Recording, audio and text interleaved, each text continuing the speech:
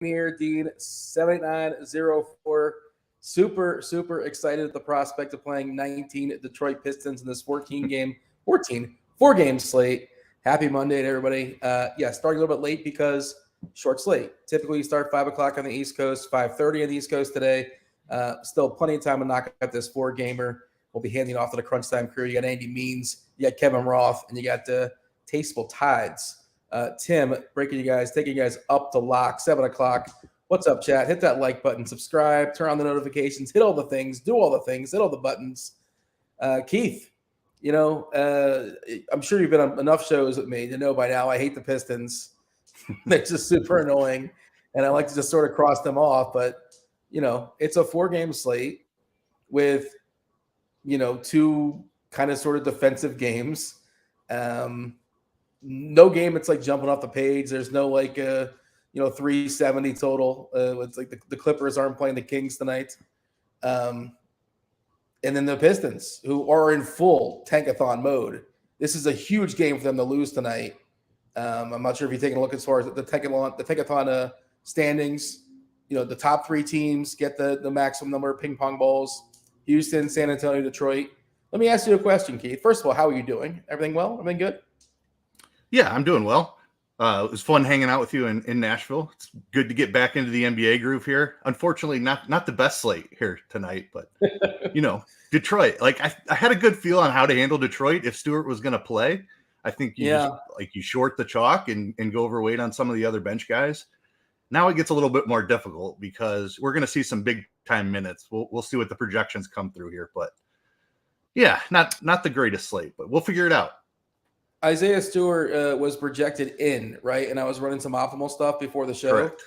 And 4 or 5 Pistons were hitting every optimizer. Yeah. And that's what Stewart is. It's going to get worse. Yep. Yeah. I mean, I don't think it's going to be 6, but it's going to be a lot of Pistons. And it's really interesting how we tackle them tonight. There's no way of avoiding them. This is the scenario that we're dealing with. The Houston Rockets, the San Antonio Spurs, the Detroit Pistons, they're 1 through 3 as far as the 3 worst teams. Now that they've capped it, 1, 2, and 3 are all equally terrible as far as ping pong balls. How many games combined in a row have the Rockets, the Spurs, and the Pistons lost? Oh man, I'll go 45. Well, they're it's not that much. All 3 are on losing streaks. Houston have done a fabulous job benching Şengün and back. Did he kick Silas's dog or something? What is going on there? I don't know. I'm just upset about yesterday still. The Spurs, incredible. Popovich is doing some of his best work of his career. 16 losses in a row for the Spurs, 4 in a row for the Pistons. So combined, they've lost 29 straight games. How are the Hornets supposed to catch up? They can't. And the Hornets, they just basically said, screw it. And they've won 4 games in a row. They're in that no man's land where they're not going to go any further. 20 games left, give or take. Detroit's got 3 losses. Charlotte's got 4 more wins than the Pistons. So this would essentially secure it if Detroit loses tonight, because Detroit is not winning 5 games the rest of the year, right? So this basically locks it up. And then we have Houston, San Antonio, Detroit, 1 through 3. The point I'm getting at is Detroit really wants to lose this game. Charlotte just been playing better because they're in no man's land. They can't fall back. How do you compete with Detroit, San Antonio, and Houston? You can't lose every game. Obviously Detroit's rolled out several players. Isaiah Stewart's not playing. We know Bogdanovich is not, he's not be playing basketball tonight as far as Detroit. Jaden Ivey, Jalen Duran, Nerlens Noel. Remember we dusted him off a couple times earlier in the year. He's not even available. It's a disaster. And I did hit Charlotte last night. I was thinking about this one, and I hit Charlotte in the middle of the night. So we got some closing line value on the Hornets, and I bet them on some alt lines. So hopefully we can get a big blowout for the Hornets. If it doesn't work out for my DFS teams, it'll at least work out for my sports books wagers. But that is the key to the slate, right? From the start, like how we handle the Pistons. Yeah, absolutely. I mean, it was impossible to avoid them while we had Stewart projected in. Now that Stewart's going to get removed, it's going to be they're just going to be popping all over the place. So absolutely. I mean, I still think I want to fade anyone that comes in chalky. Like, would it surprise anyone if Alec Burks finishes with 12 fantasy points tonight? I don't think so. He might play 34 minutes, but just there's some really awful producers per minute wise on this Pistons team. We're going to have probably guys like Isaiah Livers starting. Like Corey Joseph might get some run. They just signed RJ Hampton. I think that's an interesting angle, but I still think you want to get different within your Pistons exposure. Hopefully Diallo comes off the bench. If he jumps into the starting lineup, he's going to be super chalk, but he's one of the higher usage guys off the bench. I would like that. And I was going to take a massive overweight stance on Bagley if he wasn't starting, but I think like he's going to be chalk now because of Stewart out. He's going to be in line for upper 20s minutes. So it's going to be tough to get away from Pistons. I was going to come on and say three Pistons max for me tonight. I don't know if that's going to be the case now. It's probably going to be 4, which is never something I like to do, but they're all cheap and like they're going to have to play a pile of minutes. Yeah, so we had, assuming Stewart was in, and we did, they were ready for it. So if you just refresh lineup HQ, they've already kicked him out. But earlier in the day, which made a lot of sense, and I thought was one of the interesting decision points, I imagine you thought about it as well. Like if Stewart's in, Wiseman will be chopping those 48 center minutes with the aforementioned Bagley. And I was like, oh, can you play them both? And I think you can because they're cheap enough. And as bad as they are as far as like helping teams win, they're actually good DFS players. They're both around a fantasy point minute. We saw Bagley come back in his very first game in months and just smash. Was that his Detroit debut? Had he played for Detroit before? I don't remember. He has played. Yeah, he played last year for him, right? It's been a while. I try to ignore. He was active earlier in the season too, right? I'm pretty sure. Yeah, he was. He was just out for a long time. I get that Men in Black like mind eraser thing. Like whenever I watch a Pistons game, I want to pretend like it never happened. Never want to talk about it ever again. But now we're actually projecting some overlap between those two with Stewart being out. And we're giving 58 combined minutes, 30 to Wiseman, 28 to Bagley. They're both fantasy point minute players. Bagley is also power forward center eligible on Fanduel, and I think he is on DK as well. Man, it's going to be really, really hard. And also the Hornets is a good matchup. That's the other thing is like it's a good matchup too. But the interesting one you said, and we're going to do the game by game deal. I just thought that was really important to touch on, Detroit and their situation before we kind of do the whole deal. We'll talk about Miami and Philadelphia, which is really wild because we're going to get on a 4-game slate. Like there's some studs that people just aren't going to play, or that like Jimmy Butler, Bam Adebayo, and I understand why. Assuming Hero's out, he's questionable, but I think he's going to play. He did practice, and that's the other thing. We're not waiting for anything. It's the association, goofy stuff happens, but right now Tyler Hero's questionable.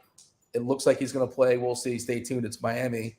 Lowry's still out, but that's been the case for a while. Love is no longer 3K, so he's not like this free square.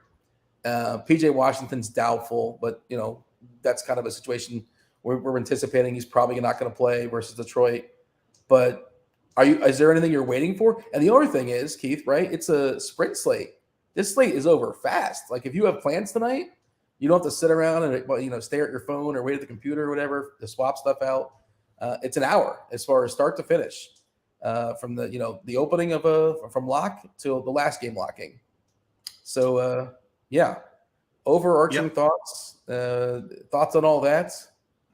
Yeah, real quick slate. I think we have all the information. Hero being the only thing that might drop. I think now that we have the Stewart news. I mean, I don't have much else to add. You broke it down really well. It's all about Detroit, Charlotte. It's just the game environment. 2 really bad teams. Nobody plays defense. And then you've got a couple teams that are slow paced with good defense in the middle. And then that last game of the night, tough to play New Orleans with they're getting much healthier now. And Orlando's kind of a team like Detroit that nobody likes to play because their rotation is really spread out. It's all about this Detroit Charlotte game. I think you can make some pivots to those studs that you mentioned. That's a good idea. Rather than going all the way up for Embiid or something, you drop down and just hope Embiid has an off night. But other than that, I think getting different with Pistons and hoping the chalky ones bust and you can find some gems that are a little bit lower owned. It's super, super straightforward. Like it's 4 or 5 Pistons and like 2.5 studs, depending on how you qualify a stud. That's what lineups are looking like. I'm running some lineups now with Stewart being out as far as Detroit, and on Fanduel, 4 Pistons, and it's kind of surprising. 4 Pistons. The very first one you get LaMelo, of course, Ingram, who's kind of a stud, CJ McCollum, kind of a stud, and Banchero, kind of a stud. I guess they're not like at the Embiid level or the Tatum level, but you're getting 4 really good players and then 4 Pistons, and that's just like super, super easy, the clear and obvious path. I'm doing it on DraftKings as well, running 129 lineups and also I'm maxing it out as far as 80%. And I'm capping some guys, but it's going to be the same thing. It's going to be 5 Pistons, and I mean I'll just say it. It's 5 Pistons, Joel Embiid, Brandon Ingram, and LaMelo Ball. There you go. Next lineup: Embiid, Harden, Ball, and 5 Pistons. Tatum, Ball, Embiid. And is that how do you get away from that? Like, what's the strategy to be different? So I mentioned limiting it to 3 Pistons when we came on. Like that was my original plan. It's much more difficult now. But like I mentioned, I think fading Embiid just because of the price. Not the greatest matchup either. Like Bam plays pretty solid. Miami's a good overall defensive team. So I think that's one path. Underweight on Tatum, I think, is Ball is really tough to get away from. Like he's more than likely going to smash. He's no longer 11K like we saw last week. So I'll be overweight on Ball. I think underweight Embiid, Tatum, and then mix in some of those uncomfortable plays who just aren't grading out as well. Jimmy Butler, Jalen Brunson has a really tough matchup, but a guy who's played really well in spots, Julius Randle. So yeah, I think just getting different with your spend ups is interesting, and then getting different on the Detroit chalk is interesting as well. Want the chat to join the conversation, taking a peek on see what the chat has to say. They're talking some college basketball. It looks like I know nothing about that. Indiana's playing Purdue. Go Indiana. They're both in Indiana, right? I was watching a little MLB spring training earlier today, so get excited. It's here. Out the window? Is it in your backyard? There's got to be some games. It is in my backyard, actually. But I was watching on TV today. I will certainly make it out to a couple of Cubs games here before they leave Arizona. Definitely. How close are you to the Cubbies? About 15 minutes. Oh, that's not bad at all. Yeah, nice. Everything in spring training in Arizona is really condensed. Like the furthest one park to one park drive is like 40 minutes. So you can make it out to any game, no matter where they're at. It's pretty awesome. Yeah, it's pretty sweet. Florida has the same deal, right? In the Central Florida area, basically. Just jumping from ballpark to ballpark, 15, 20 minutes away, half hour away. I used to go all the time when I was a kid. When I was young, the Yankees used to the Orioles. I think it was the Yankees at first, but they were in the Yankees gave it to Baltimore. Fort Lauderdale was right where that was kind of my stomping grounds. Cal Ripken, by the way, that dude signed everything. Nicest guy in the world. Every time you go to a game, he would just work up and down the row. Just everywhere you get a signature from Cal Ripken. I don't know how he did it, but good for him. Did you have any favorite? I'm in the middle of some drafts, some best ball drafts. Any sneaky plays? Who's looking really good to you? Who's in their best shape of their life? This Walker dude for St. Louis looks awesome. He's built like Giancarlo Stanton. I don't know if he's gonna make the team or not, but mega prospect. I know your Cubs have a first baseman of the future, but he might be. I don't want to say he's blocked. There's a bunch of guys that aren't very good in front of him. Yeah, I mean Hosmer. You cannot block him if he's raking in AAA. Mervis will be in the show for sure. That's his name. Yeah. I don't really dabble in the season long MLB, but if you need an opinion on a guy, I can certainly give you that. I'm just not familiar with ADP and where everybody's being selected. Yeah. Tyon started the day, and he's been developing like a slider. I think you could see an uptick in Jameson Tyon strikeouts this year, which would be fun because his control. I saw Sean Manaeus got added 4 or 5 miles per hour or so in his pitches, which is kind of interesting. Schmidt for the Yankees looks really good. And I'm excited to talk some baseball as well. I say that, and then 5 months in, it's like, oh my God, another baseball slate. TJ was happy about yesterday. What happened? What was so good yesterday, TJ? I just didn't like the way Şengün was treated by Lillard. Lillard had the biggest player prop number that I can remember seeing. And I'm not somebody that studies this stuff, but I think it was 36.5 or 37.5. And he hit that over. He's incredible, man. That dude has just been putting points in the bucket at an absurd rate for He and pulled it's not up- like a week. It's been like a month and a half. He pulled up from 35 feet, and it wasn't like a 2-for-1 situation. He pulled up from 35 feet with 17 seconds in the shot clock to put him over the number in the first half, like 40 seconds left in the first half. Just outrageous. I know the Rockets are like just the most vulnerable team as far as yielding threes, and like Clay did this thing against them the week, the game prior, he put up 12. I think it was 12. Man, the Rockets are just a huge embarrassment. According to so Love and Hero are officially in. That's no surprise. Is Butler a good pivot off LaMelo Ball? Like that's the conversation we're going to be having, because is it a good math pivot? Like as far as projection, no, but as far as ownership, right now LaMelo is 45% owned. I'm going to guess Jimmy Butler is like less than 10.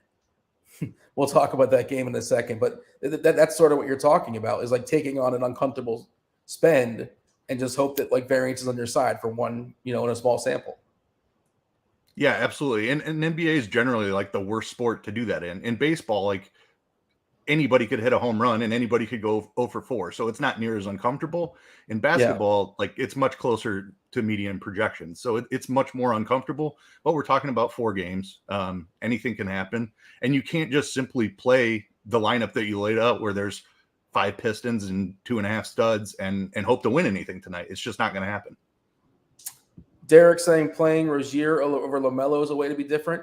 Well, I mean, yes and no, because like Rozier is going to be really popular as well too, if I'm not mistaken. It's a 4-game slate. The pie is only getting cut up in so many different pieces, and maybe people are playing both. And yeah, I'm curious to see. We'll refresh as far as the ownership stuff and dig into that as we get into that game individually. But certainly a conversation we're talking about. Thor is 3K is a shot on Thor. Oh boy, he was horrendous in his start the other night. I think he averages, I want to say 0.57 fantasy points per minute, which is obviously putrid. Even PJ Tucker is like, clowning him for 0.57. That's outrageous. How's that compared to Isaiah Livers, though? Yeah, is Livers worse? I think he might be. I don't know off the top of my head, but he's in that range for sure. Oh man, now you got me curious. Yeah, if you pull up the grind down, let's see. Livers averages 0.57 DK. Okay, so there you go. It might be a tie. And JT Thor, 0.54. Yeah, Livers slightly better. It's so weird. We have a 4-game slate, right, where a player is 3K projected to start, and like nobody wants to play him. That's just how that goes. Like, when does that ever happen? Never. Yeah, we'll talk about it. Anything else that's worth mentioning before we kind of do the old game by game? We're going to start with Miami and Philadelphia and work our way up to the hammer that is Orlando and New Orleans. Nope, let's go ahead and dive in. Okay. Yeah. So Miami, Philadelphia, 217. Not a very appealing total. Philadelphia is a 6-point favorite here. As far as who's in and who's out, Hero is in. We just got that news, right? Philadelphia, I believe Philadelphia is fully healthy. Oh, no revenge game for Dwayne Dedmon. So unfortunately, he's not going to go, but otherwise Philadelphia is full go. Miami, Lowry's still out. Love is still good to go. Nothing else has changed as far as the Miami side. And this is certainly a way to get different on a 4-game slate, because Bam is 15% owned, Hero 10%, Butler 5%. Revenge game, Jimmy Butler. That's, these are players that theoretically could, be separators. What are you doing today? You're running 5, 10, 15, 20. How many lineups are you running today? 20 today. So is the goal, like if Bam is 15% and Hero's 10 and Butler's 5, just to be over that? Because it's not hard to get over that. Yep, that's pretty much exactly it.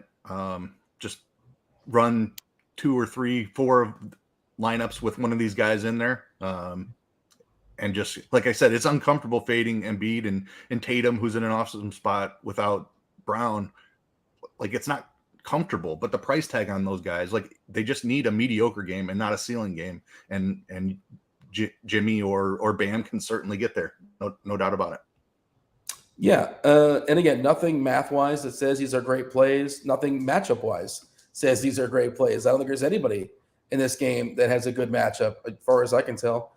Let's see, defense versus archetype matchup tool for Harden, 23rd best matchup. For Embiid, 26th best matchup. If you jump to Miami, we're talking about Hero, 25th best matchup. Now, if you want to call Jimmy Butler a scoring wing, which is he a scoring wing? Maybe.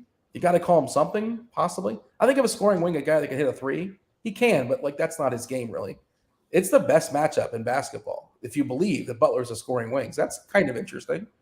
Not a good matchup for Bam. 17th as far as defense versus archetype versatile bigs against Philadelphia Embiid. Hero playing sort of puts aside any thought process of Max Strus or Gabe Vincent for me. They bumped up Kevin Love to 5'6". Is that worth considering? He's going to draw the start, I assume. I think you can definitely still play Kevin Love. He's a guy who can put in a bunch of fantasy points in a short amount of time. So, I mean, we just saw it last game. If he goes for 36, 37 fantasy points like he did in the last game, you'll certainly take that at 5,400. Your favorite play on Miami, all things considered? Kevin Love would be the favorite, just point per dollar. I like Jimmy just because of the ownership, and I think the ceiling is comparable to Bam. I think, like you talked about the matchup a little bit, I just see an easier path for Jimmy Butler than Bam. So Bam also coming with a little bit more ownership than Jimmy as well. So Jimmy is the one I'll be most overweight on outside of Kevin Love. Love at 2%, by the way, if that's even remotely correct. Not hard to get over on that, obviously. And I think it is correct just because like all the Detroit guys are going to math out better. Philadelphia, let's talk about Embiid. Let's talk about Harden. Harris is still pretty cheap. They bump them back up to 5'3", but what's the ceiling on that? Maxi's a guy that could score actually like 25 to 30 real points in the bucket.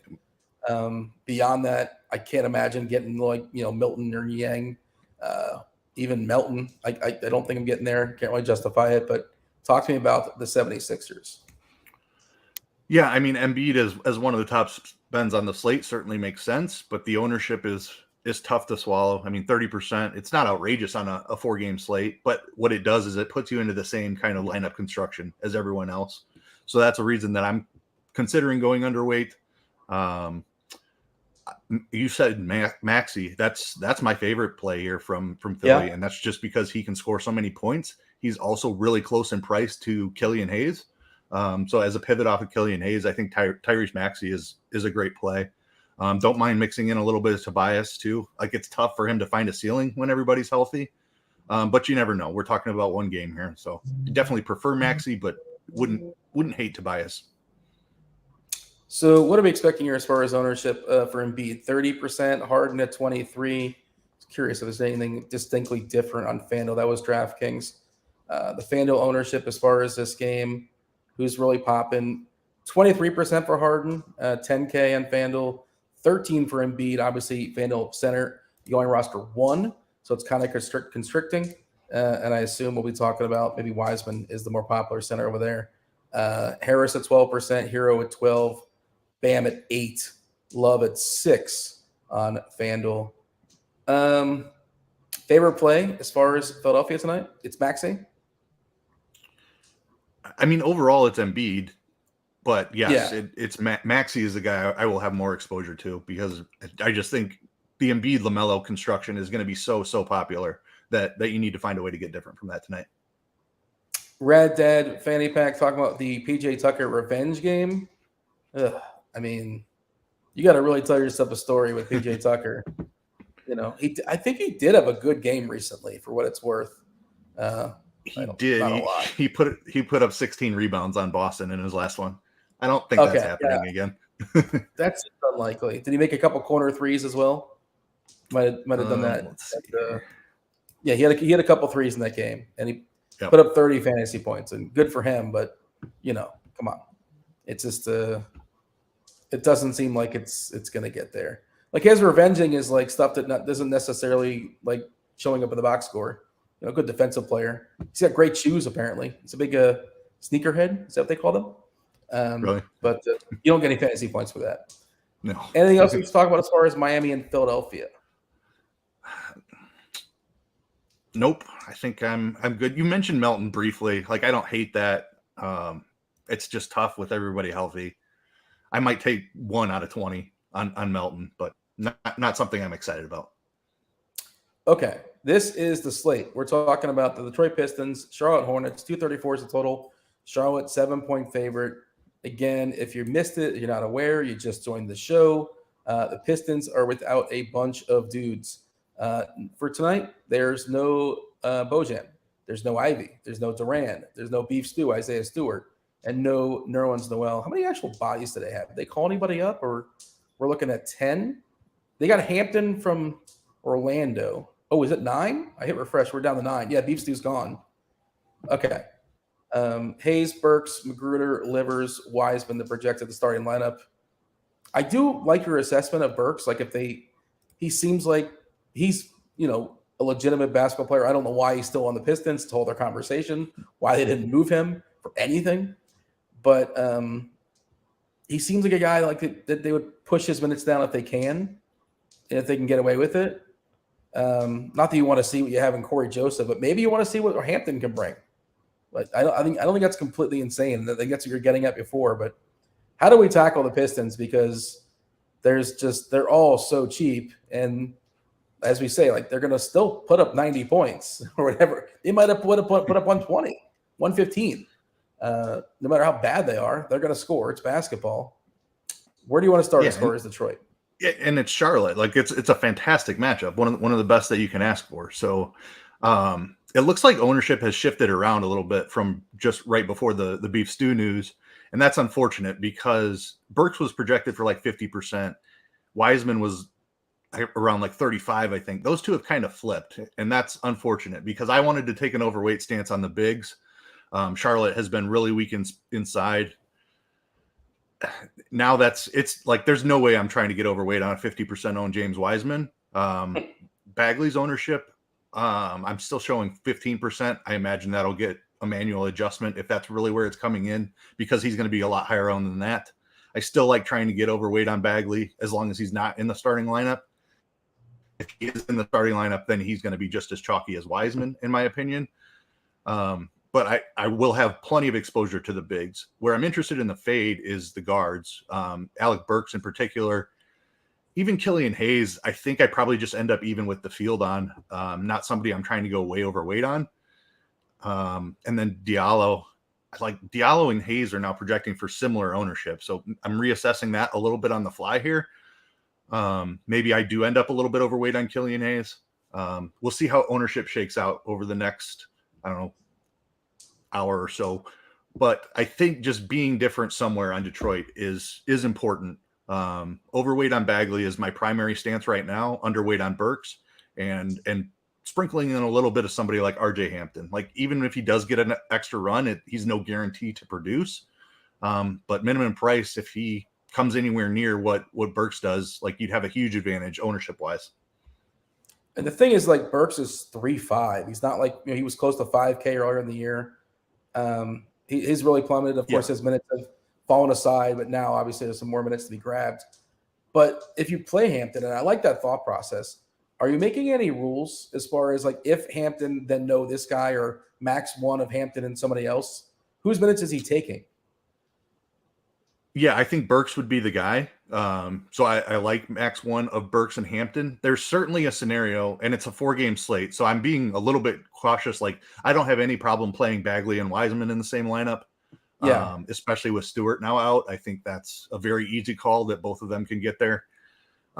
Hampton and Burks, I think, is a little bit more dependent upon minutes. Like Burks gets there if he runs into that 32, 34 minute range and is efficient with his shooting. Hampton really needs like 28 minutes. And the only way he does that is if Burks is in like the 26 to 28 minute range. So I do still like that group. Other than that, I don't have any limitations other than I think max 4 Pistons total is where I'm at. Yeah, I agree. I think you can play Bagley and Wiseman together. They're almost definitely going to be, playing 48 and probably some overlap as well. And they're both fantasy point meta players. They're the two best fantasy point meta players on this team. Bagley at 1.03, Wiseman at 1.01. Burks next best at 0.99. Diallo's really solid at 0.96. Hayes at 0.91 is fine. Livers, the worst one, at 0.57. Obviously one game sample, he can certainly have 30 points in 28 minutes. That can happen, but it's a less likely scenario. It's kind of a scenic route. Corey Joseph, like, do they really need to play Corey Joseph 30 minutes? I don't think so. So, and I think they would give more minutes to Hampton as opposed to Joseph. And they just traded for Wiseman. So I think they want to show, I don't want to say showcase him. That's the one. Maybe they show their fans like, hey, look, this guy used to be the number one pick. Get excited about James Wiseman, even though he's been one of the biggest busts in our lifetime. Yeah, I have a hard time getting away from Wiseman. I think it's really, really good.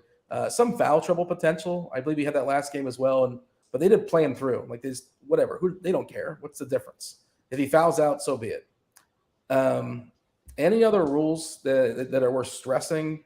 And where are we officially at? 3, 4? I know you kind of you changed since Stewart news broke. We're gonna play 4 Pistons now.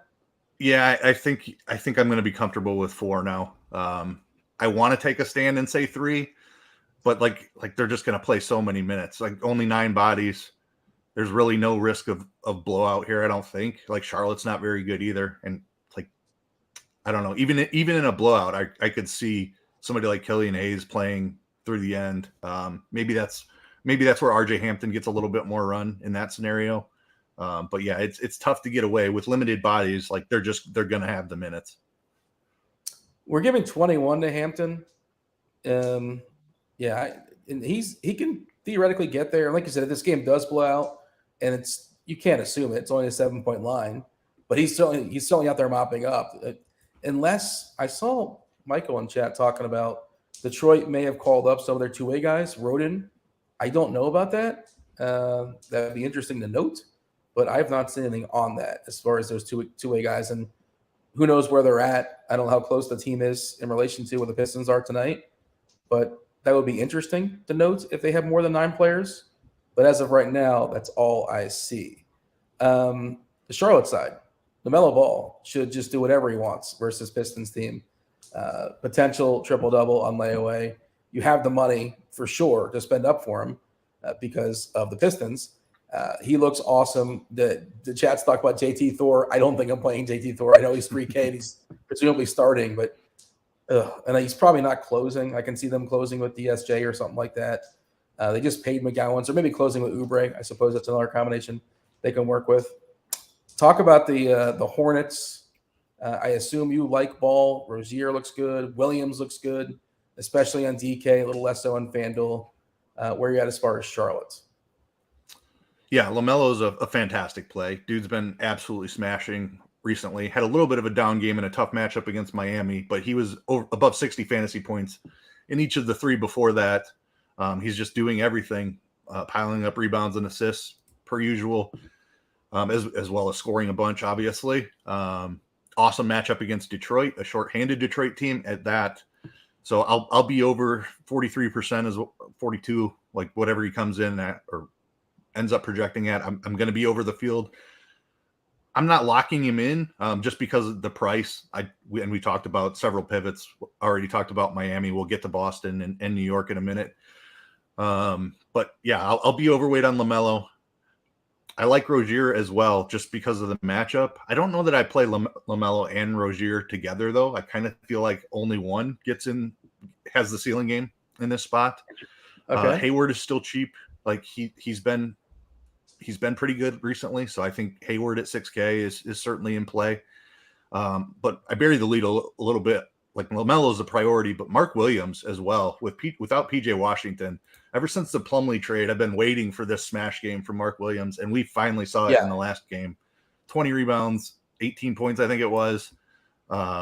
Just a huge per minute guy. I think Mark Williams is a phenomenal play at center tonight. The Pistons ownership is going to hold his ownership down, but he could go for 50 fantasy points again tonight, and it would not surprise anyone. 1.2 DK points per minute, 1.29 on FanDuel, thanks to those blocks. You had 3 points on FanDuel.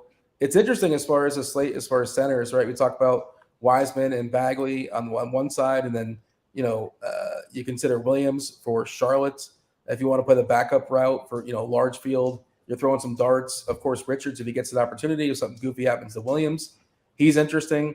Later on, we'll be talking about, at least touching on, to some degree, like Valanciunas, the absence of Nance, and his backup, Hernan Gomez, if he can get going. And we've seen him break slates before. Just if you're looking to ways to be different, I suppose that is a route to consider, like getting the exact box combination of if you're running out two centers, which starter, which bench guy, or just, figuring out the centers. Certainly, I feel like is one of the keys to the slate. I see TJ in chat saying he's running 150 tonight. He has zero JT Thor. And TJ loves himself some superheroes. And he's not rostering a guy Thor who's 3K. Like, come on. Like, this is not bad. This really speaks volumes. My apologies, by the way. What's his path? The JT Thor path? Okay. Yeah, like there's no path, like in my opinion, for him to get there. Like he's not a guy that's going to play a ton of minutes. Like Livers and him are both projected to start, but Livers could actually play like 32 minutes. JT Thor does not play the minutes even when he starts. So like being a low per minute producer and then not getting high 20s minutes at least on top of that makes the path for him to find a ceiling game really, really tough. Like maybe he can squeak out 20, 24 fantasy points, but 30 is out of the question. Anything else we should stress as far as this game before we talk about Boston and New York? Just wanted to expound your Nick Richards point. I think was a great one. That's a shot that I'm willing to take because he is a huge per minute producer. If Mark Williams were to find himself in foul trouble, Richards gets a little bit of extra run. He could absolutely smash. So I do like that pivot. Cap that at 1? Yes. Yeah, Richards. Yeah, I wouldn't play them both. I don't think. Doesn't mean they can't both because get there, of the Williams price. Yes, yeah. When Williams was 4K, then maybe you could have done it. But yeah, it's just the nature of the slate. I think you're supposed to play just one and one only. Okay, so Boston is facing New York. New York is fully healthy. Boston without Jaylen Brown. Looks like Derek White is going to draw the start. I believe that news just dropped. Boston happens to be a 3-point favorite. 223.5 is a total here. And this is another game that's, if it was a 9-game slate or a 10-game slate, this game would be kind of ignored. Of course, you can always play, especially the New York side. The Boston side, Tatum can certainly be the highest scoring play on the slate. More usage delegated his way in the absence of Brown. This matchup against New York, better on the outside as opposed to the inside. So Tatum could certainly get him that way via the 3-ball. 36% as far as ownership going his way on DK. Otherwise, White getting 20, Brogdon 10, Smart 12, Time Lord 10. Yeah, the star of the show here, you got to pay for him, but you have the salary, is Tatum. How are you handling Boston? Yeah, Tatum's a fantastic play, obviously. Without Jaylen Brown, he has a massive ceiling. But I talked about it a little bit with Embiid. What it does, if you're paying up for 2 studs over 10K, like LaMelo and Tatum, that locks you into playing 4 cheap Pistons, 5 cheap Pistons. And that's not something that I want to do.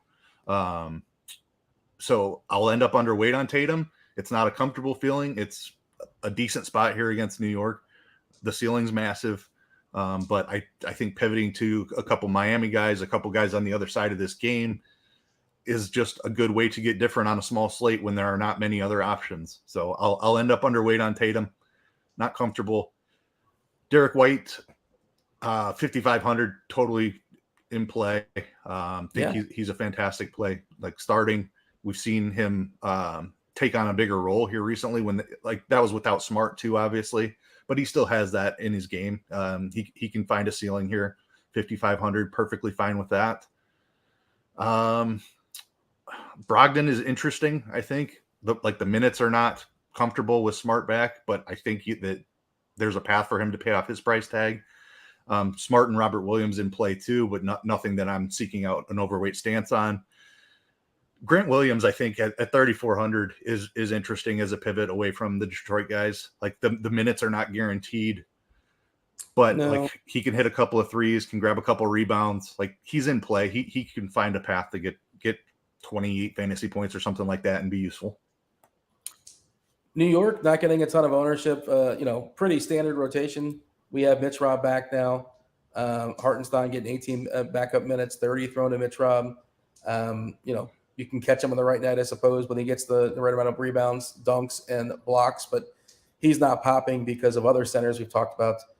Randall's getting the most ownership at 20%. Brunson, who's just been incredible this year, but getting a little bit pricier these days, only 11%.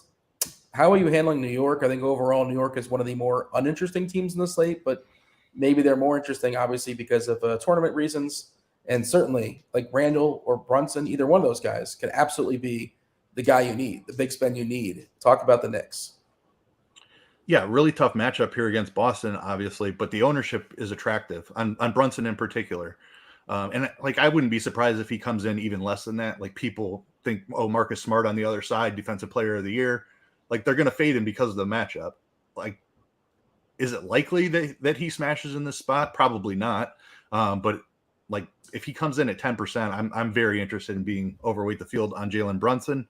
It's an uncomfortable play, kind of like the Jimmy Butler play, but it only takes one, and you're going to put yourself in a much better position than trying to jam in the same guys as everybody else. So give me overweight on Brunson.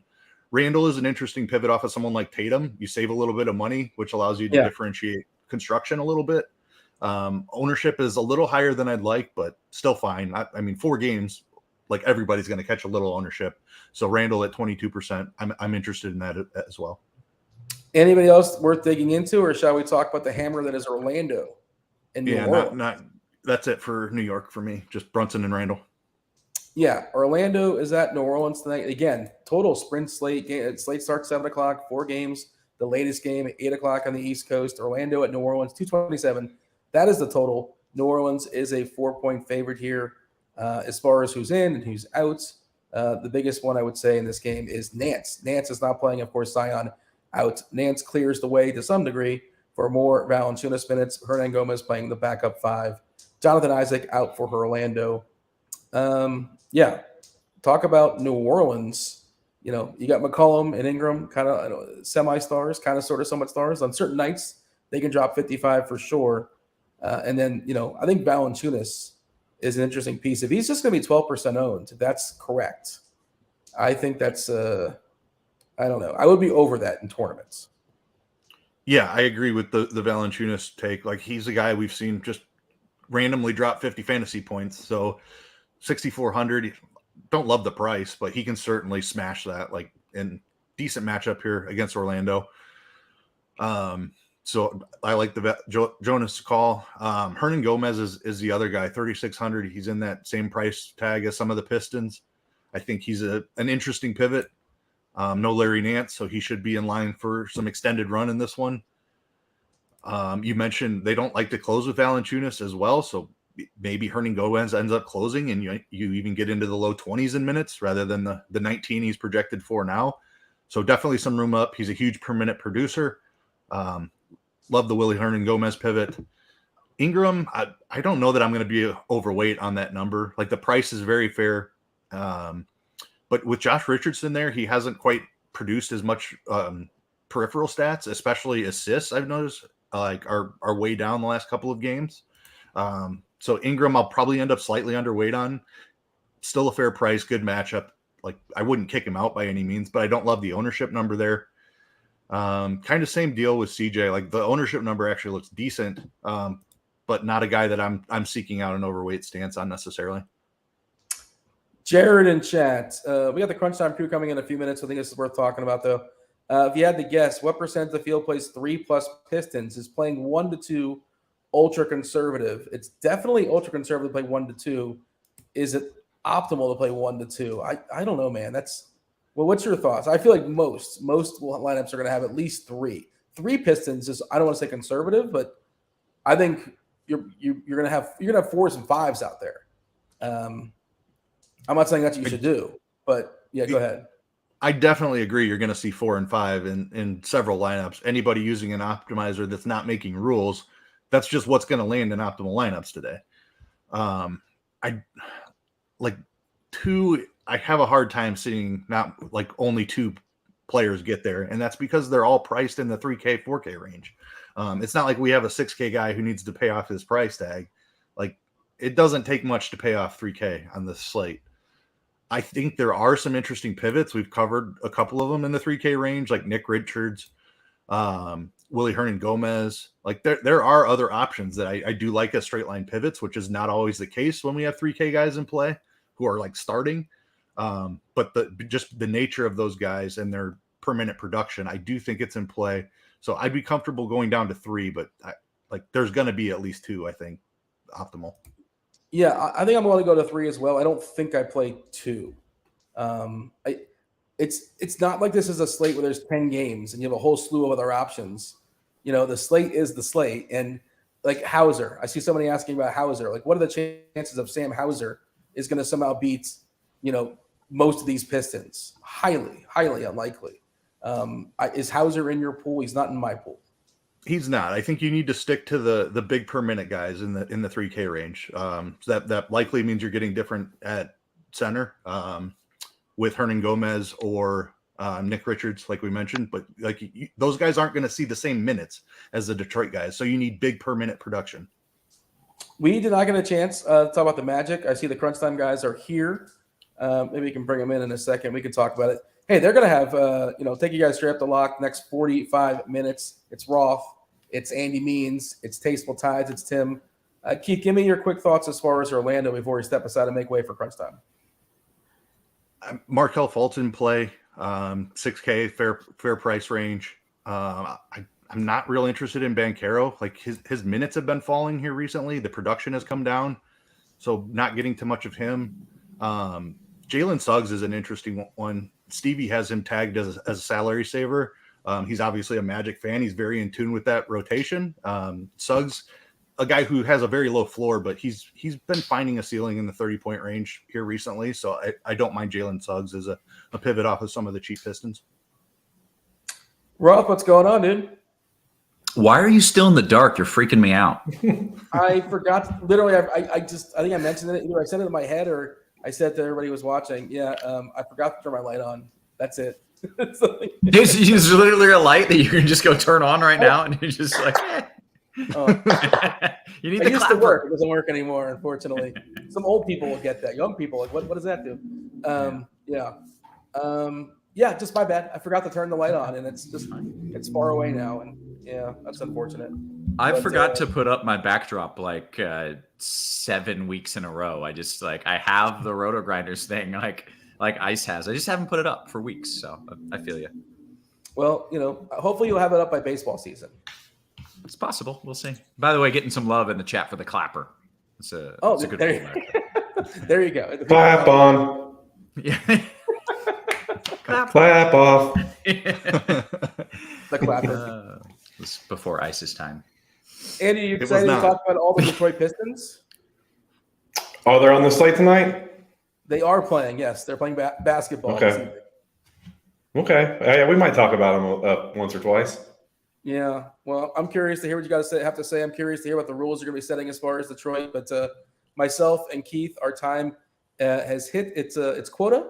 You know what? I don't want Roth to get credit for the next. Well, let's hit the like button before Roth asks you. So because he keeps score. Roth keeps score for some reason in his head, how many we get and how many he gets. So if you can hit the like button now, so myself and Keith can get the credit retroactively before Roth does his whole take a hike, hit the like spiel, go ride a bike. I don't know if you put a spin on it or not, but yeah, myself and Keith, we're going to step aside, hit that like button, subscribe, turn on those notifications. The Fanduel sponsor, Crunch Time, it's starting now. You got Tasteful Tides, you got Andy, and you have Kevin Roth. Go for it, Roth. Excellent stuff, as always, there from Dino and Ice. And now we're into it, ladies and gentlemen. It is Crunch Time. It is sponsored by Fanduel. That is the reason it's free. So as Dino said, hit that thumbs up. In chat here, someone pointing out that Mr. Pacifico is here with no Pacifico, which means I'm joining. This is you, right? No lie. I went to the grocery store. They didn't have Pacifico, and I was like, I guess I got to buy Meansy's beer now just to support my guy Meansy. So yeah, it's not as good as Pacifico, but it doesn't suck. So I approve of it. Also pointing out that if I'm not drinking Pacifico, then we should fade Jalen Brunson because everything is backwards tonight, which maybe is a good point. Joined by two of the sharpest minds in the biz, as always. One, Mr. Andy Means. What up, bud? Dean closing out by saying, you get all the. He didn't want you to get credit for the thumbs up. It reminds me of a buddy when we played beer pong together when we were teammates. He will play against me, even though we're playing against the other team. So I'll miss, and then he'll hit a shot. He goes, yes, 1-0. That's we're teammates. Come on, man. Let's get some. We got to be in sync here. What are you doing? Right. You got to support your teammates. That's why you and I ran the beer pong table for like 7 games in a row. That's right. Did you guys win the beer pong championship again this year? There was no beer pong and very little beer, as it turned out. at that party. So it just went right to the hard stuff, or too corporate. Okay, it got a little corporate. We were just pounding wine instead. Like they thought we'd be classy, but I was just like, it was a classy party. I see. It was a classy affair. Yeah, no doubt. Yeah. Tim, how are you, man? I'm doing well. Yeah, this slate's kind of strange. It's a little. I don't know. There's a few different ways you can go. Actually, we're going to talk about the Pistons ad nauseum, but I think there are a couple unique ways you can go about stacking Detroit tonight. Very good. Okay. Well, I'm excited to hear some cash plays and then some tournament takes from Tim as well. We shall dive right into it. We like to start with Fanduel because they are the ones that sponsor the show. They are the ones that make it free. Make sure you're signing up for the Fanduel Sportsbook if you're in a legal sports betting state. Take advantage of their awesome bonus offer. New customers get a no-sweat first bet up to $1K. Terms and conditions apply. And the Fanduel single entry series is still going. Actually, it says reserve your spot in the Friday NBA block contest. That's not right. Reserve your spot in maybe the Monday contest. It is still the $100 one. I don't know if it was getting close to being filled when I looked last though. Yeah. So make sure you're getting in that. If this is literally the first tournament you should be filling every single time, because not only is it single entry and you should be doing that, but also if you win, you get bonuses money on top of the money you're winning. It's a really good thing we got going on. So make sure you're checking that out each and every day. With that out of the way, means let's talk about this slate a little bit from a cash perspective. I got nothing to do tonight but drink Coors Light and watch basketball. So help me out. I hope you got League Pass because the Hornets Pistons game will not be on national television. What? Really? But why? Yeah, if you're I don't know, for those of you out there who are wondering why we keep mentioning Pistons, a team I rarely ever mention because they usually play a lot of guys generally, they're pretty even with the disbursement of minutes. Well, they have 9 guys tonight. We know Cade's out for the year. Nerlens just got bought out, not that it mattered. Bojan got rolled out. Duran got rolled out. Ivy got rolled out. Stewart got rolled out. Those are all the shooters, the distributors, and the rebounders. Mm-hmm. So, and you add on that they had, so I said 9 guys, and they're playing the Hornets, which is one of the best matchups in the league. And then you add on their price tags. I think, remember Roth last week when we were talking about Rockets? We're like, how many of these cheap Rockets? I was just about to say that. Yes, it is very reminiscent of that. But it's a little different. It's better because the Rockets had I think that night they had 14 available guys. There was routes to just a bunch of even scrubbier people getting minutes. Mm-hmm. They also had Şengün, who was 7'3", 7'5", who was fulcrum of their offense, who's going to do a lot of stuff. The most expensive guy on the Pistons, I'm just looking at the lineups page on DK, is $4,600. Wow. Guys literally they have to smash. Just if they just sat there and just got the rebounds that fell to them, some of these guys would have to smash. Yeah, that's basically what I was going for. So it's a little different, and it's a 4-game slate too. I know Dean was alluding to that as well. There's just not guys, this guy can match, Killian Hayes tonight. We're not going to have a lot of those decisions. So we'll rely on Tim, he was alluding to find out ways to get different. I'm not going to have much to talk about. I do want to see who they project, or who they are announcing as their starting lineup. It is the first game of the night. We're projecting Killian Hayes, Alec Burks, McGruber. It's a McGruber night, and it's actually not a McGruber night because I don't really care for him. Livers and Wiseman. That would leave Bagley, Diallo, Corey Joseph, and RJ Hampton, who they just signed for the rest of the season as their bench. Bagley and Diallo, I like anyways, even if they are coming off the bench. So if you see that they're not starting, don't fret because that's what we're projecting anyway. So honestly, that's it. As far as stuff we're waiting on is, I think Hero's only questionable, and I think they already said he got up. He might have already got upgraded to probable. So that's it. No key So tags. in cash, are you getting in as many of these guys as the site allows, as each specific site allows? Is it that good? DK was 4 or 5 for me, and FanDuel allows you 4, and pretty much everything was 4. Yep. Yeah. Okay. All right. Well, let's walk through which guys you prefer, and then you can't just play Detroit guys, so we'll go through the whole build. Sadly. Yeah. So yeah, and then the other side of it is like starting at point guard is LaMelo. Like he's 10-3. They're without. They'll be without PJ Washington. He's technically doubtful. I'm sure he'll get ruled out any minute now. I think Martin's the only other guy they're without, but he's just like he plays like 38 to 39 minutes in competitive games, and they're in this like comfortable spot where it really matters if you're in the bottom 3 in the league, and that's where Detroit is. And Charlotte's the 4th worst team in the league, but they're like it's a comfortable enough gap between those two where. Like, I just don't think Charlotte is going to be bad enough for the remaining 6 weeks or whatever to catch them. So, like, yeah, they play Lamar a ton of minutes, and he does everything. And this is, like, obviously a good matchup because Charlotte's a good matchup, and so is Detroit. Like, they're the 3rd worst defense in the league, and they play, like, a top 10-ish pace. So, and it's just one of those slates. There's no Jokic. There's no Luka. So, like, you got a 10-3 LaMelo. He's, like, the obvious spend-up. Looking at the Detroit stuff, Killian's only point guard eligible. LaMelo's only point guard eligible. So I think you're for sure playing those two guys in a cash lineup. There's not really anyone else I want to mention just because I think it's that clear cut that that's who you should be playing.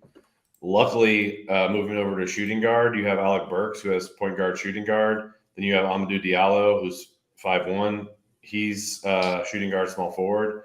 So those guys are going to be two of the main looks. I'll try to talk through here in a little bit as I before I pass it over to Tides. I'll try to talk through on Fanduel like who the priorities are when it comes to positional stuff. Mm-hmm. Just because, like you said, Roth, you can only play 4 on Fanduel. So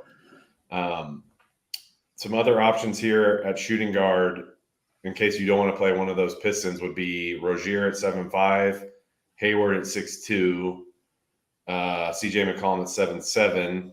And I feel like there's one. Oh, and Harden at 10K. Probably not for me, though, on this slate. So let's go to small forward. One guy I actually like a lot for FanDuel specifically. Talk about him a little bit on DraftKings too, but Brandon Ingram, only small forward eligible. This is probably the worst position on the slate. And there's only one Detroit guy who you can also play at shooting guard, which is Diallo. So this is going to be a place where you can maybe pay up for Tatum, you can pay up for Ingram, and then Hayward 6'2". You've got the money yeah. And Boston has no Jaylen Brown tonight. Tatum's got an aggressive price tag on FanDuel. He's 11K, and it's a tough matchup. New York plays slow generally and is obviously tough defensively under Tibbs, but I mean Tatum with no Brown is Tatum with no Brown. Like the court IQ stuff won't make it look like he's some sort of great play. I think there's like maybe 1 or 2 extra minutes of upside on his minutes projection with no Jaylen. And like his underlying rates they go up without Jaylen. Like I think his usage went up like 2.5 percentage points, his assist rate like 3 percentage points. But it's a pretty big sample, so it probably is telling somewhat of a true story. It's just his shooting is inefficient. So if he shoots like he normally does, we should expect more fantasy points than we normally would. So I like him way more on DK, though. Mm-hmm. Let's see. That's enough at small forward. Let's look at power forward real quick, where we'll start talking about some more Pistons. Bagley. So last game, I'm guessing people are looking at the box score from last game. Duren was out. Wiseman got into some foul trouble. Bagley just absolutely smashed. He had I think 40-plus fantasy points, 18 boards. I forget how many points, but 21 and 18. Yeah, that'll do it. Yeah, that'll get you there. And by the way, that was in just 28 minutes. So and we got him projected for 28 minutes tonight. So let's give us another 40 there, buddy. Mm-hmm. I really like him.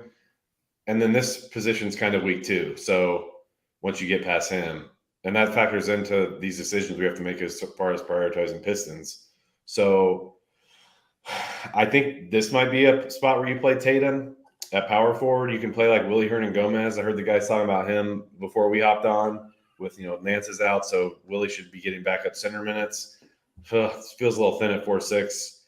Livers is like an okay point per dollar option for Detroit, but you're not playing him as one of your 4 Pistons, in my opinion. So maybe it's Paolo, maybe it's Tatum, maybe it's Tobias. Maybe it's Wendell Carter. Randall, I think, is a decent option too at 9.5.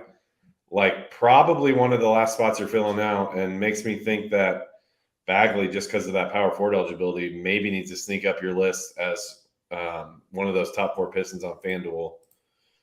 And then let's go to center. We have Wiseman, who's 4.8, only center eligible, which hurts a lot. You know, obviously the whole 4 Pistons thing. I didn't tag him just because I don't think you absolutely have to play him, strictly because of the 4 Pistons thing. Like he would be if you could play 5, but like when you get to the Killian, you get to Burks, then like probably Bagley, maybe Diallo. Like I think that's kind of what you're looking at as far as these Pistons guys. So like he's right on the cusp of being a must, but I don't think it's a certainty. So like if you're not playing him, you can play Bagley there, but you're almost certainly going to play him in power forward. So it's probably like Mark Williams at 6'6" or Jonas at 6'1".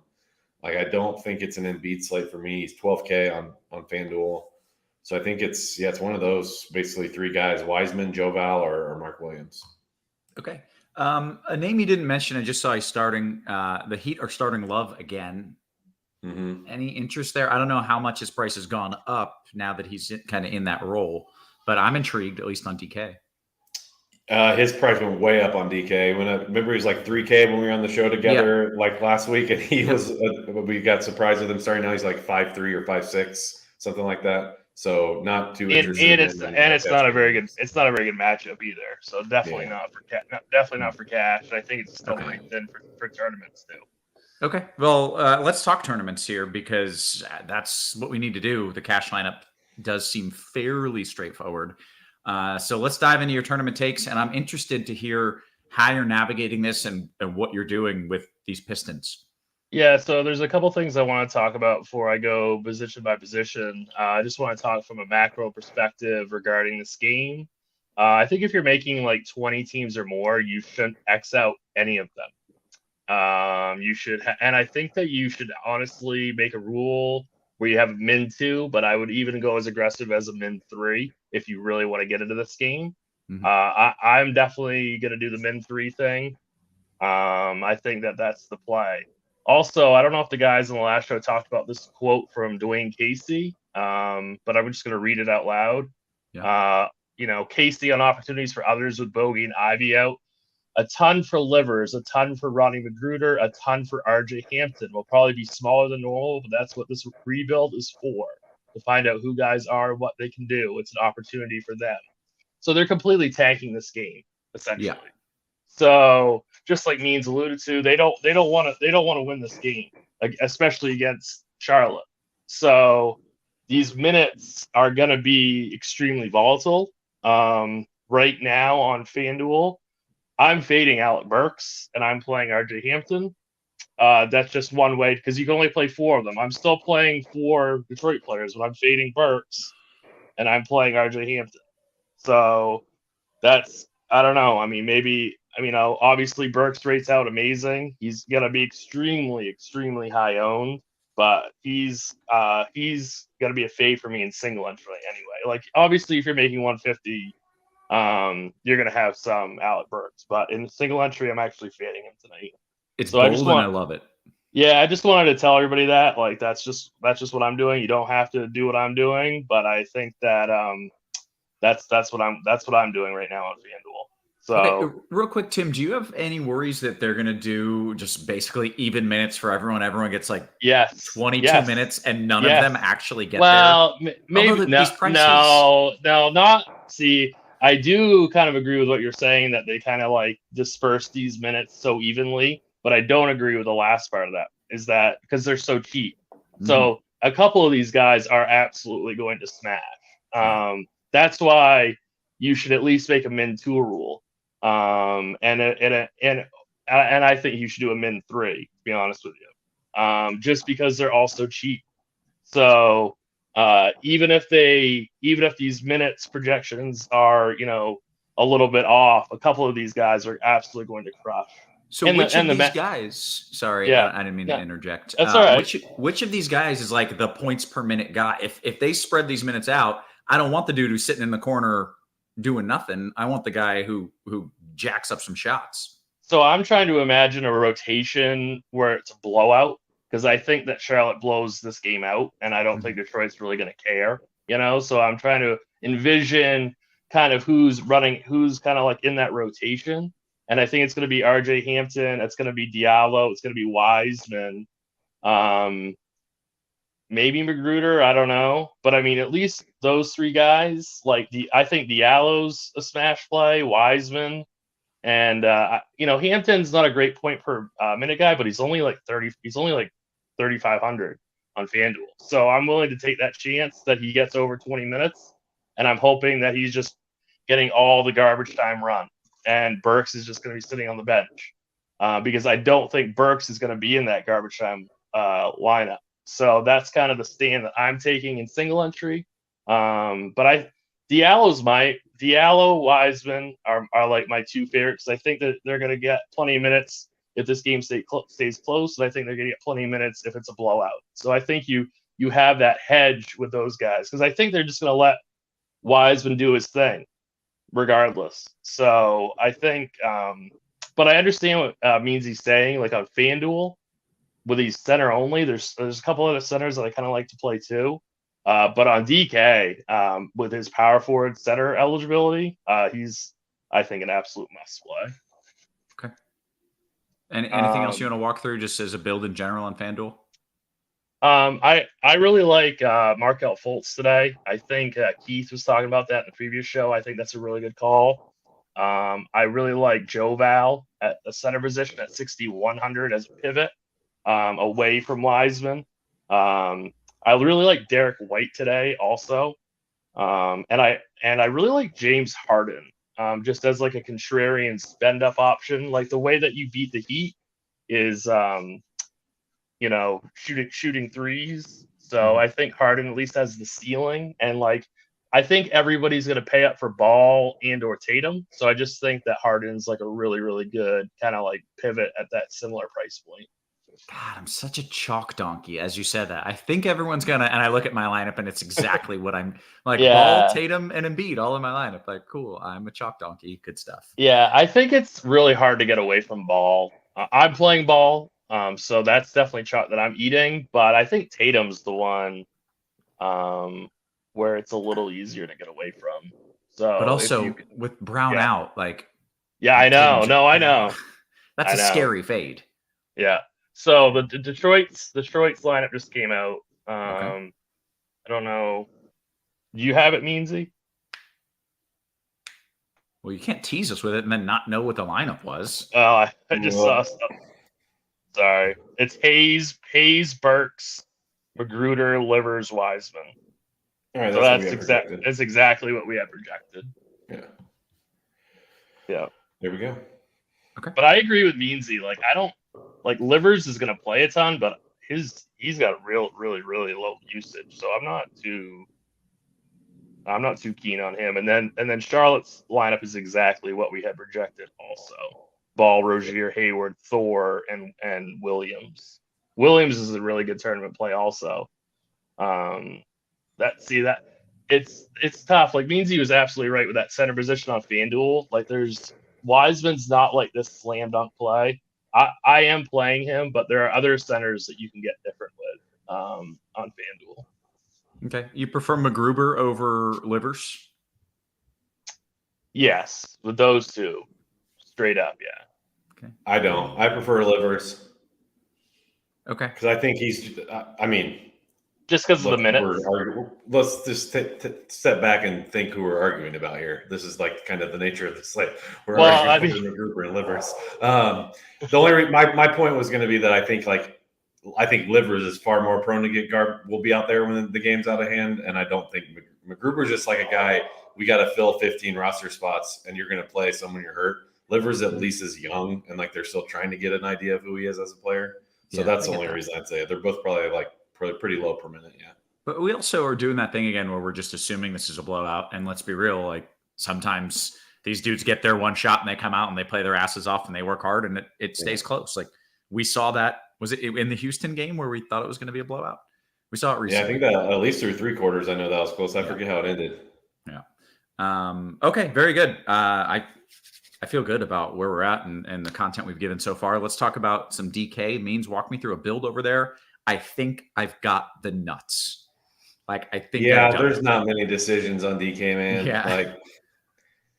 Like you're putting in Killian, point guard, LaMelo, guard, flip-flop, whatever that's relevant. Burke, shooting guard. Diallo, small forward. Probably Tatum at either power forward or forward.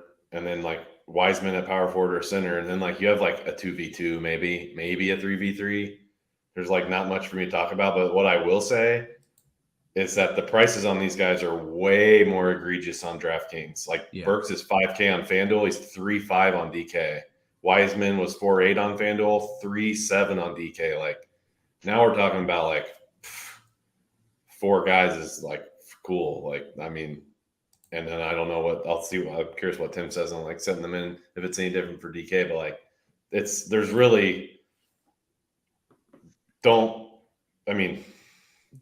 be do it. Yeah. It's just going to be like a 2v2. And if you're playing cash games, which is just kind of the nature of the game now, but can I say one thing, what I would not do? And then I'll let you ask. I would not be jamming in Embiid in cash to play like Livers or McGruber. And I know that's what you did.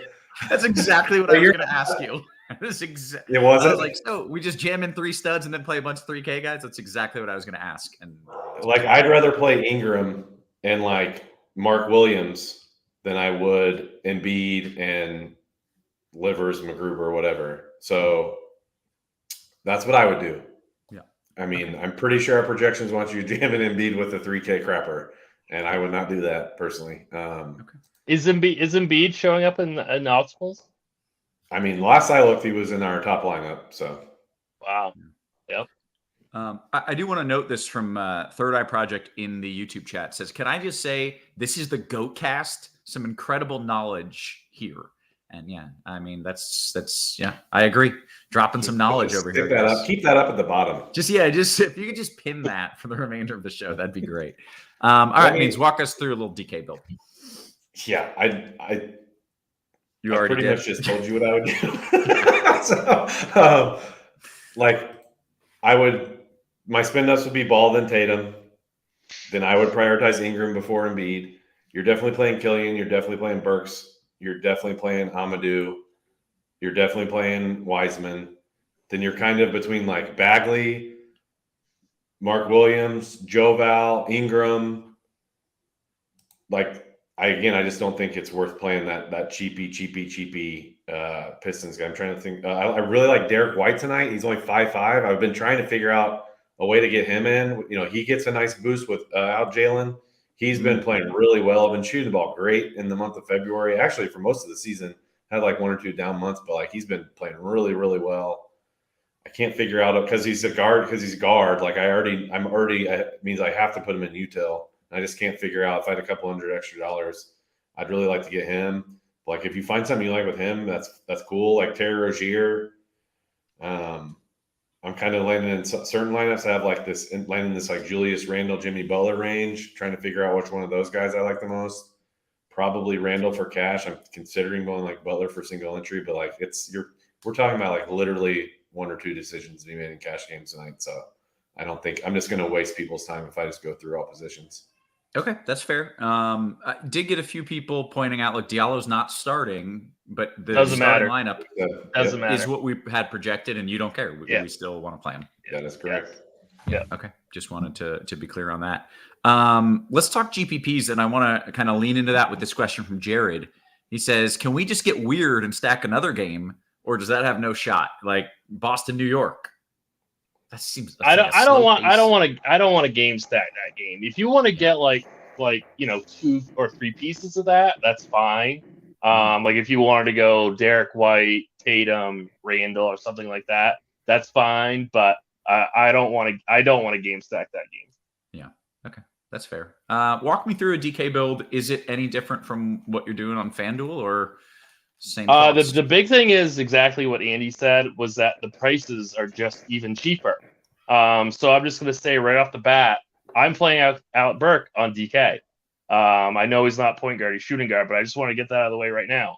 I'm fading him on FanDuel. I'm playing him on DK because he's 3,500 on DK. So just his chances of full on busting are just so much smaller on DK. So I am going to be rostering him on DraftKings. Gotcha. Killian Hayes is obviously the top play. I really like Marcus Smart tonight. I don't mind getting to some Terry Rozier, like doing like a Terry Rozier game stack with Pistons without Ball, let's say. Like that's a way of getting into the best environment of the night, but getting unique is to play like, say, Rozier and Gordon Hayward and 4 Detroit players without Ball. I think that's a way of getting unique. I like Tyrese Maxey quite a bit tonight. Markelle Fultz once again. And then I think that's really about it. RJ Hampton again, 3K. I think he's a really, really great punt tonight. So if you're looking for that unique Detroit play, I think he's the guy. And he's point guard, shooting guard. So, and then shooting guard, it's Diallo and Burks are the obvious like chalk plays. RJ Hampton once again, Magruder 3K. Salary's like almost not even a thing tonight. Like it's so easy to like get all these guys in on DK. There really isn't that much difference in between point guard and shooting guard, so I'm just going to go right over to small forward because there really isn't any huge difference other than Burks is just shooting guard only. I don't know. Like, small forward's a little bit sketchy. I think, like, if you're looking for a spend up, Brandon Ingram's my favorite at 8K. Diallo, obviously. And then I still like Magruder over Livers, but obviously, that's kind of like it's a coin flip. So, and then I think an interesting pivot could be like Grant Williams too. He's projected out a pretty good play today, so I think he's worth a shot. Tobias Harris, perhaps if you land there, he's going to play a ton of minutes. It's just not a very good matchup. It's going to be so I really just want people to play this Detroit game very, very aggressively. Like get overweight, just jam them in. It's really hard for me to say to get away from this Detroit team. So it's like the more Detroit, the better, in my opinion. Okay.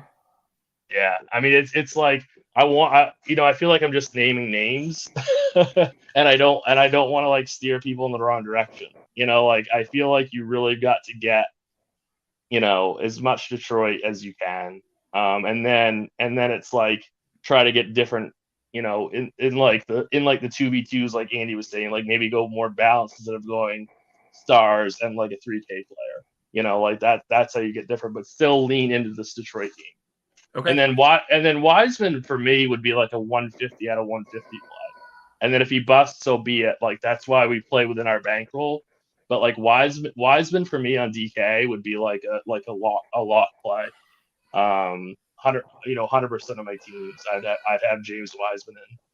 Okay. I just realized I didn't have any Hayes. That is problematic on DK. I think it's problematic.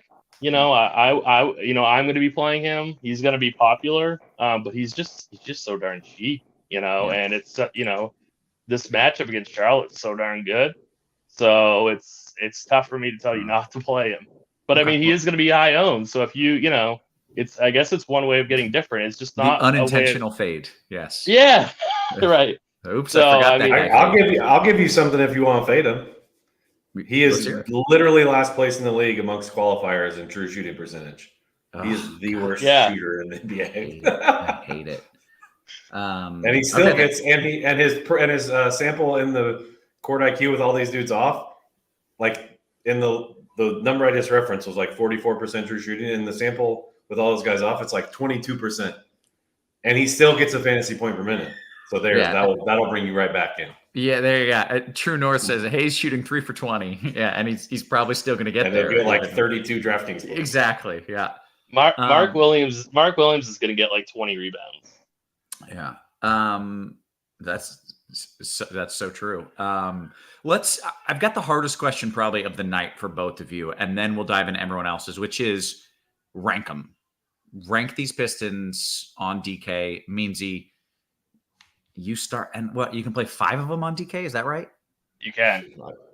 Yeah, you might be able to play 6 for all I know. So that is kind of a pain because that's a lot of ranking, but walk me through. I got this. You got it? Okay, great. I would go Wiseman, Burks, Killian, Diallo,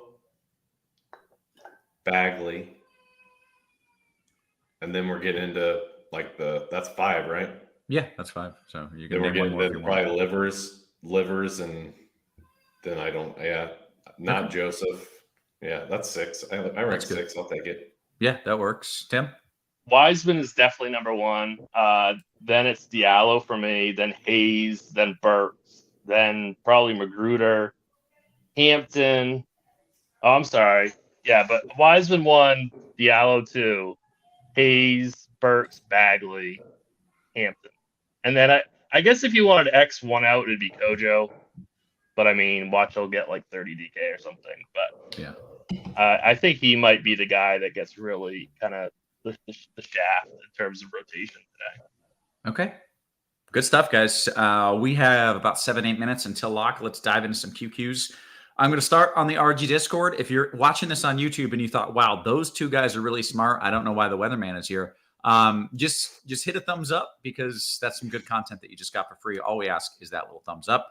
So go ahead, hit that button. I am jumping into the RG Discord. Ton of questions coming in. So I'm going to scroll up just a wee bit here.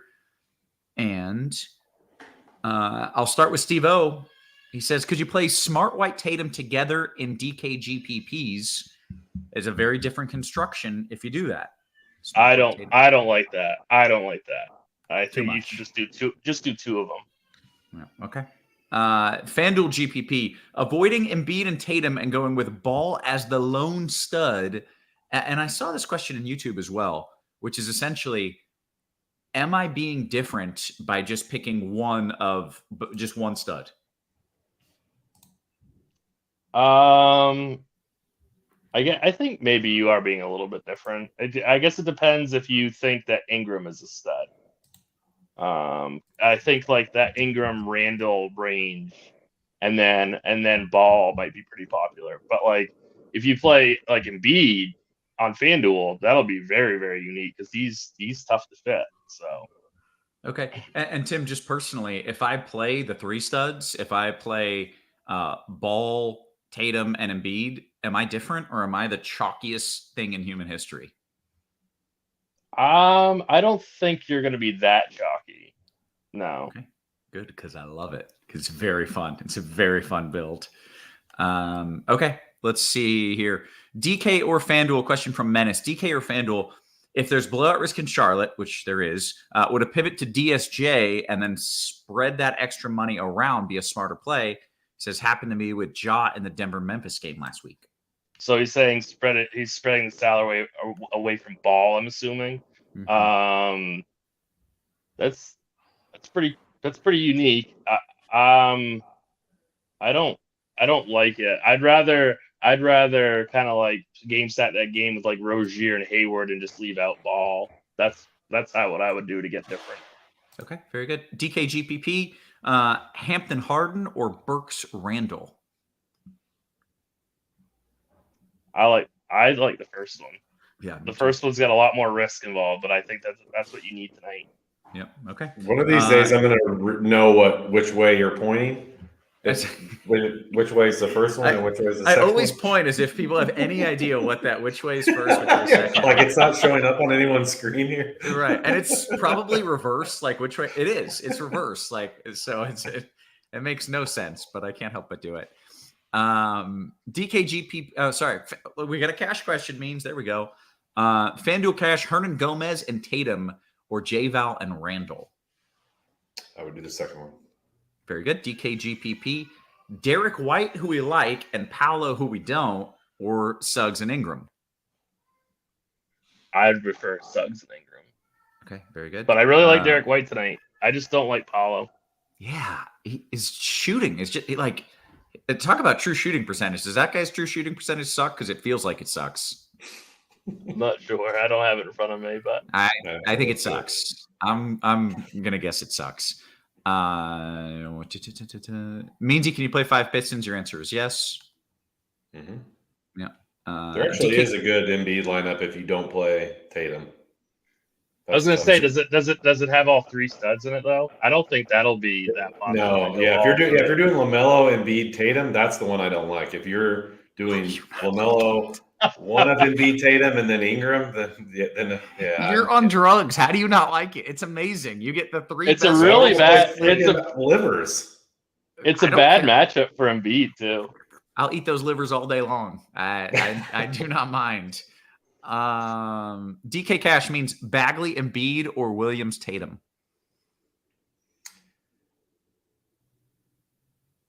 That is the one. That is the tough one. I would for sure do the Tatum one. Okay, nice. FanDuel large field GPPs. Is Nick Richards a good straight line pivot off Wiseman, high point per minute guy that could get some blowout run, or am I being too cute? This was a large field GPP question for it. I think you're still too cute. There's too many good centers. You don't have to play Wiseman if you don't want to, but I think there's too many high upside centers tonight. So I think that's too cute, even for large field. Okay, very good. DK Cash 2v2, McCollum J-Val or Williams Ingram? Second one. Okay. Guys, we got about 2 minutes until lock. This is a DK GPP question from Yappy, mayor of the Discord. For my single entry, I'm doing Tatum, Randall, White build that you mentioned. Would you be okay with Hernan Gomez while still having 3 Detroit players as well? I don't hate it. I'd rather you just add the other Detroit player in there, though. But I'd rather you just play Detroit. Okay. Is it negative correlation means I'm giving this to you playing Ball and Rozier together, or is tonight different due to the nature of the slate? This is a FanDuel question for what it's worth. I mean, the questions don't necessarily. The first question is irrelevant of slate size because you're asking about correlation. Mm-hmm. So it just matters. Like it just basically is how much should you weight it, I guess. So they are negatively correlated, yes. But then I would also weight it far less than you would on like a 10-game slate. So you're more likely to play those guys together tonight. Yeah. If you do play those guys together, you have to play 4 Detroit players. That's like full bring back. Yeah. Okay. DK GPP, Tim, Rozier, Bagley, or Burks Ingram? DK, they said? It was, yeah. I think I got the second one. Less than a minute left. DK Cash means Ingram Williams or Bags Randall? I'll do the first one. Means on FanDuel, if you could only have one, who do you got, Diallo or Bagley? Diallo. Okay. DK GPP, M. Williams and LaMelo or Randall Rozier? The first one. Beaner, FanDuel GPP, McGruber or Hampton? Hampton. DK Cash means Bagley Randall or Williams Ingram? Second one. Lock. Oh, all right. Now we have no questions to take because Charlotte just locked. Oh, did it really? Was it the first game? Yeah, that's it. Yeah. All of these questions. That's the slate right there. There it is. That's funny. I was like, maybe some of these will be post-lock eligible. No, literally none of them. They all have Charlotte players or Detroit players. Okay. Hey, we did it. You guys want to just hang around, shoot the shit, or should we bounce? Yeah, I agree with that. I got babies screaming upstairs, and I should go be a good husband. So, hey, with that, I know you're watching. You thought, holy smokes, that was amazing. All we ask for is that thumbs up, so make sure you hit it on the YouTube. Means Tim, good stuff as always. For Meansy, for Tides, for our wonderful production crew, always working hard behind the scenes. Guys, we appreciate you. We love you. We will catch you tomorrow. Oh, by the way, Means, these are actually pretty good. Yeah, shout out. You have been crunched.